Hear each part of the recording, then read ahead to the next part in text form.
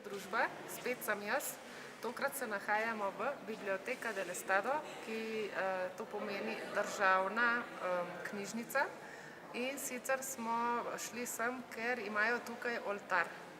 Tukaj v Mehiki se dnevi mrtvih praznujejo majčkeno drugače kot v Sloveniji. In sicer se praznuje to zadevo kar več dni. 31. oktobra je dan mrtvih nerojenih duš. Se pravi, bi šlo za otročke, ki so bili splavljeni, se pravi, ker nikoli rojeni otročki.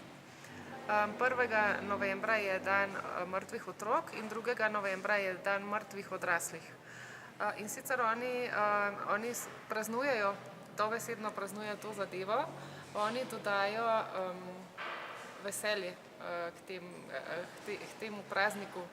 In sicer oni doživljajo to zadevo, kot da se ponovno snidajo z umrlimi dušami. In v ta namen se postavljajo različni oltarji, so lahko različne velikosti, lahko so hišni, se pravi, da se jih doma naredi, lahko se jih postavi v kakšni ustanovi, kot je v tem primeru, kjer se nahajamo v knjižnici. Velikokrat se pa postavljajo tudi na glavni trg, ki se imenuje v večini mest Zocalo.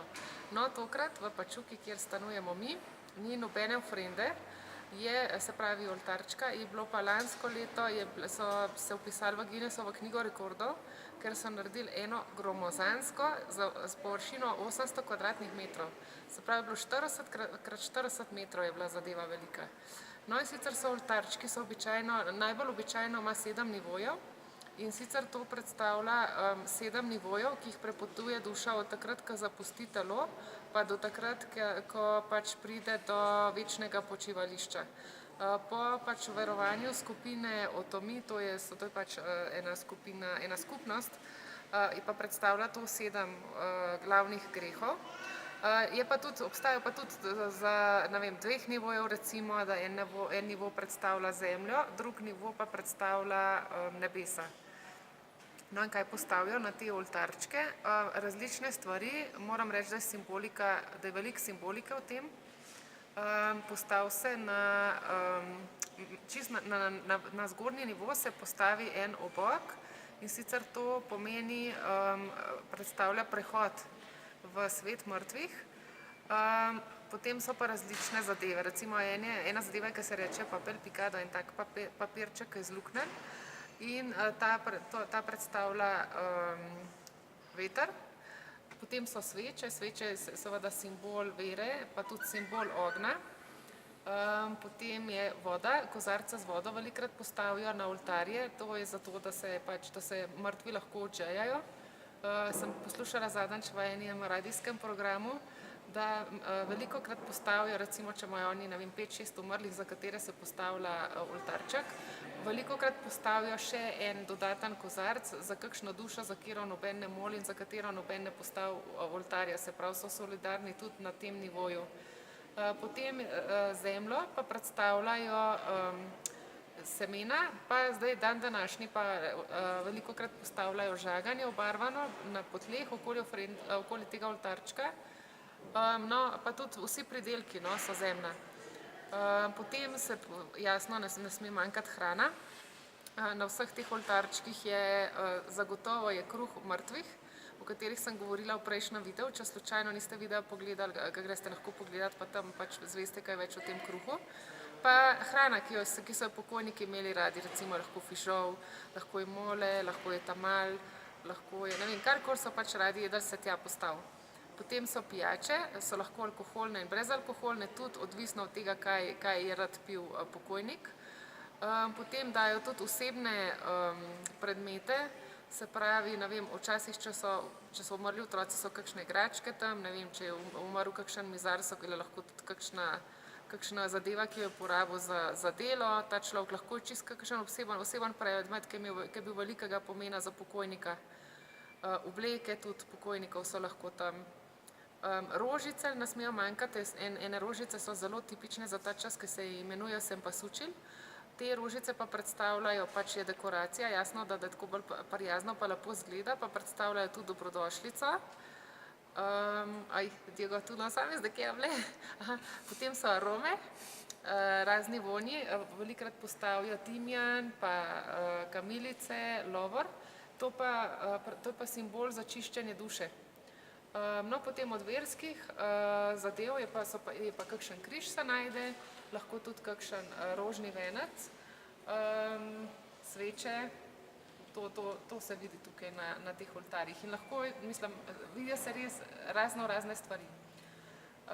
No, potem ta oltarček se postavi, velikokrat se postavi slike, fotografije pokojnih, no in potem se pa začne praznovanje. Res je praznovanje, ker oni pač doživljajo te trenutke, kot da se snidajo s pokojniki in to takrat, ko gospodinja prižge sveče na oltarčkih, takrat pa potem vzamejo hrano, ki je bila postavljena na oltar, jo pač postrežejo prisotnim, se pravi, družina se zbere doma in potem pojedo tisto, kar je bilo všeč pokojniku, popijejo, lahko tudi imajo glasbo, ki je bila pokojniku všeč, včasih so mogoče oni kaj igrali, peli, zdaj dan današnji je pa to zelo enostavna zadeva, se enostavno prek CD-jev predvaja in se pogovarjajo o pokojniku, različne anekdote, ki so jih doživljali, pa o kakšnih novostih ali pa zanimivostih, no, ki so v družini. Skratka, tako ta zadeva poteka. Zdaj vaju bova pa z Diegom odpeljala tukaj do tega oltarčka, ki smo ga obiskali v državni knjižnici. Ni najboljša svetloba, upam, da boste lahko karkoli, da boste lahko vsaj majčkeno dobili občutka, kako ta zadeva izgleda. Predvsem je zelo barvito in se mi zdi, da je zelo veselo, ni nek tak žalosten praznik. Vamos, Diego. No, zdaj bo Diego najprej pokazal križ, ki je narejen iz rožic, sem pa sučil, samo cvetovi so pobrani. So nada más los flores, ¿verdad, Diego? O sea, Los pétalos. Los pétalos. Samo svetnih lističev je narejen pač križ iz te rožice, ki sem vam omenjala, ki je zelo tipična za ta čas, se imenuje sem pa suči. No, zdaj pa vidimo pa oltarček. Čist na vrh, na zgornjem nivoju je tale obok, ki je prehod v svet mrtvih. No, zdaj tukaj frijoles, Diego? Beans. Frijol. Fižol, kruh mrtvih. Si te quieres voltear así a donde yo estoy para que te puedan escuchar mejor. Eso. Kruh mrtvih, pan de muerto, dulces. ¿Ate qué es, Diego? Se me olvidó de qué está hecho. Es un dulce, casi siempre es de fresa, ate chabacano, creo, de membrillo. No sé cómo se dice membrillo. No, ena tipična, tudi za desert, no, oni to postrežejo. Potem je veliko sadja, je gojava, hruške, mandarine, jabolka, to predstavlja pač zemljo, no, zemeljske pridelke. Coca-Cola, očitno je tale, so pokojniki, so bili ljubitelji Coca-Cole.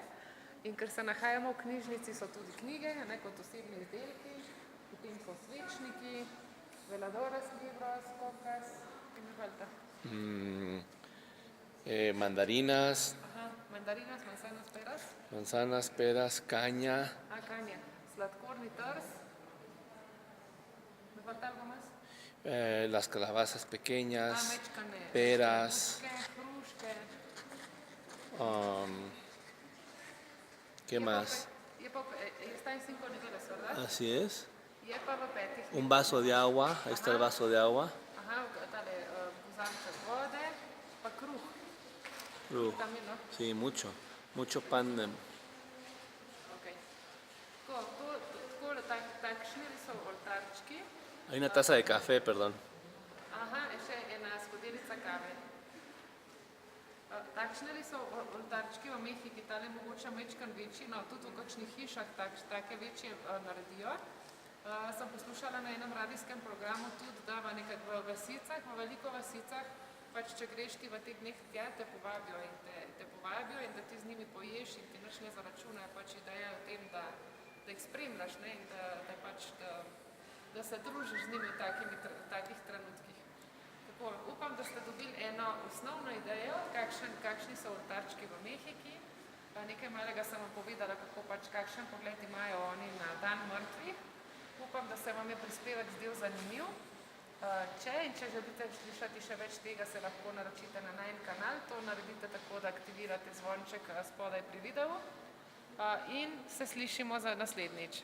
Adijo!